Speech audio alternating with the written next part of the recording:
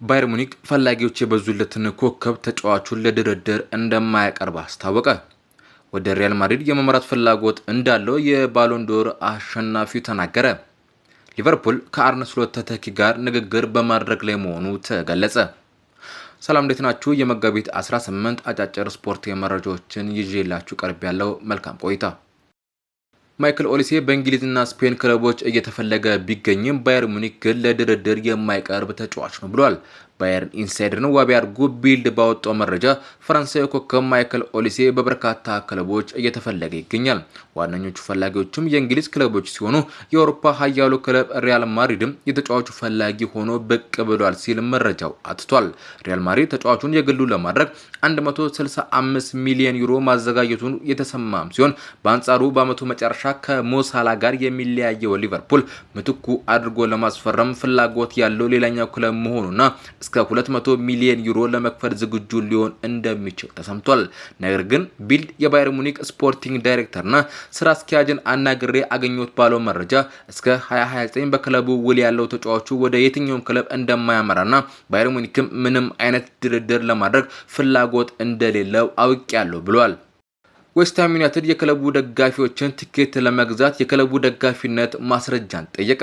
በእንግሊዝ ፕሪሚየር ሊግ የ36ኛ ሳምንት ጨዋታ ዌስትሃም ዩናይትድ የሊጉን መሪ አርሰናልን ያስተናግዳል። ይህ ጨዋታ በበርካታ የአርሰናል ደጋፊዎች ዘንድ ተጠባቂና ምናልባትም ዋንጫውን ሊያሳኩ የሚችሉበት ጨዋታ እንደሆነም እየታመነበት ይገኛል።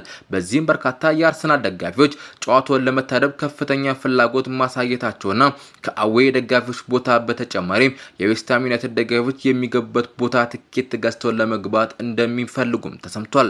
ከጸጥታ ጉዳይ ጋር በተያያዘ ስጋት የገባው ዌስትሃም ዩናይትድም ለሆም ቲም ደጋፊዎች ቦታ ትኬት ገዦች የስታዲየም መግቢያ ስትገዙ የዌስትሃም ደጋፊ ስለመሆናችሁ ማረጋገጫ ላኩልኝ ሲል ኢሜይል ማድረጉ ተገልጿል። ይህም የዌስትሃም ዩናይትድ ደጋፊ መሆናቸውን የሚያመለክት በጨዋታ ወይም በተለያዩ የክለቡ ዝግጅቶች ላይ ተገኝተውና የክለቡ ምልክት ያለባቸው ቁሳቁሶችን ይዘው ወይም ለብሰው ያሉበትን ፎቶ እንዲልኩ ነው የጠየቀው። የሚላኩት ፎቶዎችም 2026 ከመግባቱ በፊት የተነሱ መሆን አለባቸው ሲል ዌስትሃም ዩናይትድ አሳስቧል። ሴኔጋል በይፋ ቅሬታዋን ለካስ አቀረበች። ከቀናት በፊት የአፍሪካ እግር ኳስ ኮንፌዴሬሽን ካፍ የ2025 የአፍሪካ ዋንጫ አሸናፊነትን ከሴኔጋል ነጥቆ ለሞሮኮ መስጠቱ ይታወሳል። ከውሳኔው በኋላ በርካታ የተለያዩ ሀሳቦችን በተለይም የካፍን ውሳኔ በመቃወም በርካቶች እየገለጹ ይገኛሉ። የሴኔጋል እግር ኳስ ፌዴሬሽንም ጉዳዩን በይፋ ወደ ካስ ወስዶም ክርክር ጀምሯል። ፌዴሬሽኑ ያስገባው ክስም ዋንጫው የሴኔጋል ሆኖ እንዲረጋገጥ የጠየቀ ሲሆን በተጨማሪም ጉዳዩ የታየበት ጊዜም ውሳኔው የተሰጠበት ቀንም ላይ ተገቢነት የለውም ብሏል። ካስ ጉዳዩን በቶሎና ፍትሃዊ በሆነ መልኩ ውሳኔ እንደሚሰጥ ያሳወቀ ሲሆን ጉዳዩን የሚመረምር ኮሚቴ በቅርቡ ተቋቁሞ ወደ ስራ እንደሚገባም ተዘግቧል። እንደ በርካታ ምንጮች ዘገባ ከሆነ ጉዳዩ በትንሹ እስከ 6 ወራት ሊወስድ ይችላል። የቶተናም ስፖርት ተጫዋች ወደ ቀድሞ ክለቡ ባርሴሎና መመለስ እንደሚፈልግ ተዘግቧል። ዘንድሮ ባልተጠበቀ ሁኔታ ላለመውረድ በመታገል ላይ የሚገኘው ቶተናም ሆትስፐርስ በአመቱ መጨረሻ ከበርካታ ተጫዋቾቹ ጋር ሊለያይ እንደሚችል ይጠበቃል። በተለይም ወደ ሻምፒዮንሺፑ የሚወርድ ከሆነ ይህ ነገር እውን ሆኖ በርካታ ተጫዋቾችን እንደሚያጣም ይጠበቃል። ከነዚህ መካከል ከአርቢ ሌፕዚግ ቶተናም ሆትስፐርስን ክረምት ላይ የተቀላቀለው ዣቢ ሲሞንስ ተጠቃሽ ተጫዋች ነው። እምብዛም የመሰለፍ እድል እያገኘ ያልሆነውና በክለቡ ወቅታዊ ውጤት ደስተኛ ያልሆነው ተጫዋቹ ክለቡን መልቀቅ ይፈልጋል ተብሏል። ማረፊያውን በአካዳሚ ለማሲያ ያሳደገው ባርሴሎና እንዲሆን ፍላጎቱ መሆኑ የተዘገበ ሲሆን ከባርሴሎና በኩል ግን ፍላጎትና ተጫዋቹን የማስፈረም አቅም ጥያቄ ውስጥ የገባ ሆኗል።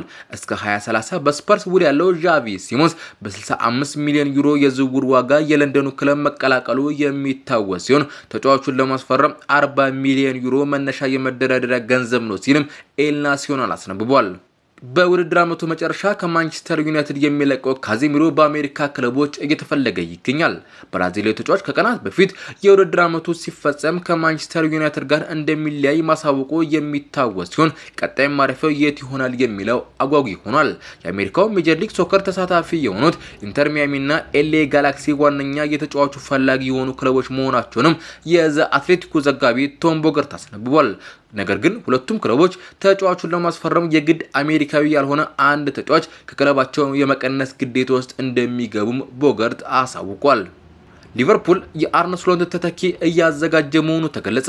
የመርሴይዱ ክለብ ሊቨርፑል በዘንድሮ የውድድር ዘመን ደካማ የሚባል ጉዞን በማሳለፍ ላይ ይገኛል። ቡድኑ በፕሪሚየር ሊጉ ካደረጋቸው 31 ጨዋታዎችም 10 ሽንፈቶችን አስተናግዷል። ምናልባትም በቀጣይ ጨዋታዎች ላይ ቡድኑ ውጤቱን ካላስተካከለና የቻምፒየንስ ሊግ ተሳትፎን ካላረጋገጠ አሰልጣኝ አርነ ስሎትን ሊያሰናበት እንደሚችልም በስፋት እየተገለጸ ይገኛል። በዚህም በባየር ሊቨርኩሰን ውጤታማ፣ በሪያል ማድሪድ ደግሞ ደካማ ጉዞን በአሰልጣኝነት ያደረገው የቀድሞ የክለቡ ተጫዋች ዣቢ አሎንሶን ለመቅጠር ስለማሰቡና በተከታታይ ንግግሮችን እያደረገ መሆኑም ተሰምቷል። ሊቨርፑል ስሎትን ካሰናበተም ዣቢ አሎንሶ ቦታውን ለመረከብ ከፍተኛ ፍላጎት አለው ሲል ቢልድ አስነብቧል። የማንቸስተር ሲቲ ሮድሪ ወደ ቀድሞ ክለቡ ተቀናቃኝ የማምራት እድል እንዳለው ገለጸ። የ2024 የባሎን ዶር አሸናፊ ሮድሪ በማንቸስተር ሲቲ ስኬታማ ጊዜያትን ማሳለፉን ቀጥሏል። ተጫዋቹ በኢታድ ያለው ውል በቀጣዩ የውድድር ዘመን መጨረሻም የሚጠናቀቅ ይሆናል። ከዚህ ጋር በተያያዘ ስለ ሲቲ ቆይታው ከራዲዮ ስታዲዮ ጋር ያደረገውን ቆይታ በገጹ ያስነበበው አስ ሮድሪ እስካሁን ከክለቡ ጋር ምንም ድርድር አለማድረጉንና በቀጣይ መነጋገር አለብን ሲልም ተናግሯል በማለት አትቷል። ወደ ሪያል ማድሪድ ያመራ እንደሆነ የተጠየቀው ሮድሪ ሪያል ማድሪድን የሚያክል ክለብ ጠይቆ እምቢ ማለት አይቻልም ብሏል። ምንም እንኳን ለአትሌቲኮ ማድሪድ ተጫዋች ባሳለፍም ወደ ሪያል ማድሪድ ለመቀላቀል በሩ ዝግ አይደለም ሲልም ሮድሪ ተናግሯል። ውድ ተከታታዮቼ ለዛሬ ይዤላችሁ ቀረብኳቸው አጫጭር ስፖርት መረጃዎች እኚህ ነበሩ። የዩቲዩብ ገጹን ሰብስክራይብ እና ሼር በማድረግ አብራችሁን ሰንብቱ። መልካም ቀን